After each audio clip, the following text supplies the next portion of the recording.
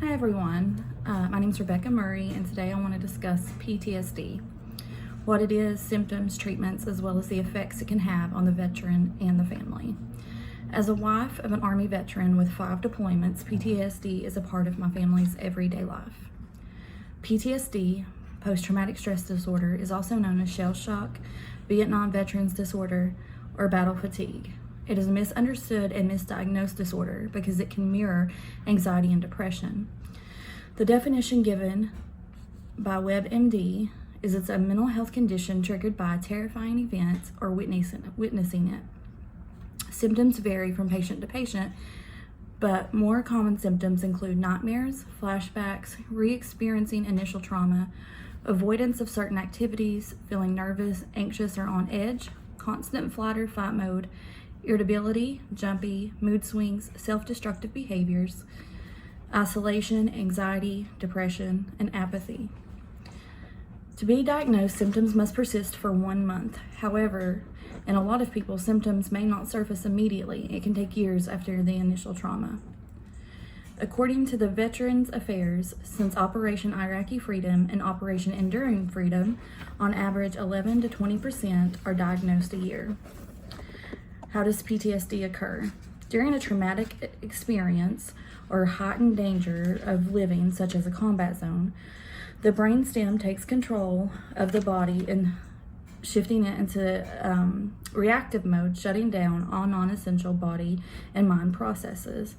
It increases stress hormones such as oxytocin, adrenaline, dopamine, and serotonin, and initiating the flight or fight response. In a normal situation, when the threat ceases, the parasympathetic nervous system shifts into what is known as rest and digest. It reduces the stress hormones. But in many veterans or anyone suffering with PTSD, that shift never occurs. The brain, according to scientific research, goes through 3 biological changes. It's overstimulated. The brain that is the part of the brain that's responsible for survival, it relates the threat, identifies it, and tags it with memories and emotions. After trauma, it can get caught up in a highly alert and activated loop. It looks for and perceives threats everywhere. Underactive hippocampus increases stress hormone, glucocorticoid, which is kill cells, which renders it less effective in making synaptic connections necessary for memory consolidation. Interpretation keeps both body and mind stimulated in a reactive mode, and it never receives the message that the threat is a past tense. The constant elevation of stress hormone interferes with the body's ability to regulate itself. Now, after being diagnosed, there's a variety of treatments and medications that can be used to treat PTSD. The 3 main goals of therapy for PTSD is to improve the systems, teach skills to deal with symptoms, and restore self-esteem. Most therapies fall under the umbrella of cognitive behavior therapies. The idea of this therapy is to change the thought patterns that are disruptive to your life. A lot of those include CPT processing therapy, which is a 12-week course of therapy, 60 to 90 minutes weekly therapy. This therapy involves you writing and discussing your trauma, and it helps examine how you think about your trauma, and ways to live through those thoughts and to get past them. Prolonged exposure therapy is 8 to 15 sessions that last usually around 90 minutes each session. Helps confront things that you have been avoiding. You can recount the trauma where the therapist records it, and then later on, when you're alone, you listen to it while using the breathing exercises that have been taught to you by the therapist to help deal with anxiety. EMDR, which is eye movement and desensitization and reprocessing. You don't have to discuss the trauma with this one. Instead, you concentrate on it while your therapist makes sounds or uses lighting or even sometimes waving their hand. The goal is to think about something positive while you remember the trauma. It's usually 3 months long with weekly sessions. Stress inoculation therapy, also referred to as SIT, you can do it yourself or in a group, focuses on changing how you deal with stress from the trauma. The sessions last about 3 months. Veterans with PTSD can also benefit from the use of certain medications when they suffer from PTSD. The neurotransmitters in the brain and part are out of whack. The use of SSRIs or SNRIs may help with those neurotransmitters. Because everyone's response to medication varies, as well as the severity of the PTSD, doctors may have to try several medications as well as combinations of medications before finding the right treatment. And this can be frustrating for many veterans because it can take a long time. So why does PTSD occur in our veterans? Our veterans spend countless hours training for war and their missions. They are taught to shut down emotions that are not essential to surviving. They participate or witness in things that to our minds are inconceivable. They become a fine-tuned machine built to find threats and destroy it. They are programmed, and it's killed or be killed. But then with a snap of the fingers, their tour is over, and 3 days later, they're home with their family and expected to participate in normal family environments. Unfortunately, soldiers are not taught how to flip that switch that the military successfully flips in training. So coming home can be an impossible adjustment for most men and women. Just because they left the war isn't over for them. Although I cannot speak on the effects of every family or soldier or their experience, I can give you a little glimpse of what my experience has been. After spending so much time alone, each deployment was a year, one of his deployments was 15 months. I was always excited to have my husband return, my partner. But with every deployment came a change in my husband. It was like with every return, a piece of him stayed in theater. He was angry and standoffish, and one night while having a nightmare, he grabbed me thinking I was the enemy. After a few nights of this, I became an expert on his sleep patterns, and I knew when to get out of bed and sleep on the couch. He was not interested in doing any family things because of his deep bond he had built with his battle buddies.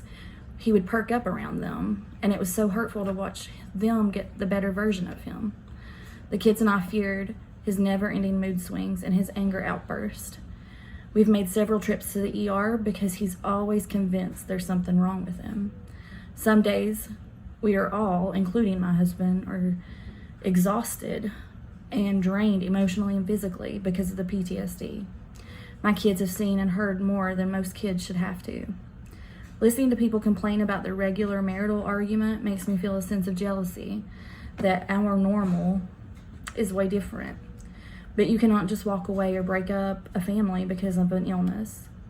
A therapist told us just last week that the man he was before the war will never return. We mourn for that man, but now we work on finding a new normal for my husband and our family. But we have no idea what that might look like. I'm learning to just be grateful that he's here when so many did not come home. Many soldiers returning home become dependent on drugs or alcohol. They have trouble reconnecting with family or friends, problems in rejoining a community, returning to a civilian job, creating structure, suicide rates for veterans and active duty military. A survey taken from 2017 from Veterans Affairs showed that 20.6 daily, with 6,132 veterans and 1,387 servicemen yearly. These studies shows veterans are 1.5 times more likely to commit suicide than non-veterans. So what can we as a society do to help our servicemen and women, the people who bravely went and fought on the line for us to be safe at home? There are many organizations that donate everything from frequent flyer miles to homes to care packages to support dogs. Places like Building Homes for Heroes, Operation Gratitude, Disabled American Veterans, Puppies Behind Bars, and the Fisher Foundation are all always open to donations and volunteers. If you see a serviceman or veteran, thank them. If they want to talk, listen. Get involved with your local VA. Unfortunately, our VA system is flawed. Soldiers frequently fall through the cracks. And it's not a problem specific toward the VA, it's a federal bureaucracy as a whole.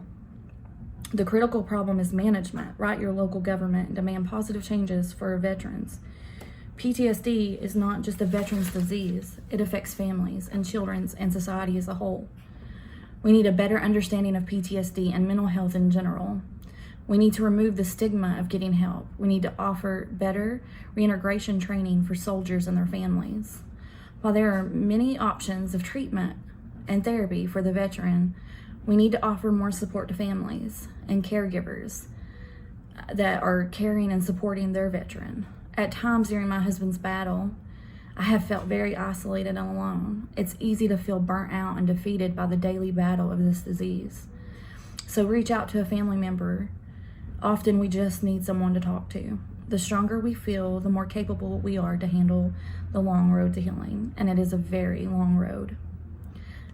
Thank you for listening to my speech, and I hope you learned something about PTSD and things that maybe our men and women go through that we never knew about. Thank you.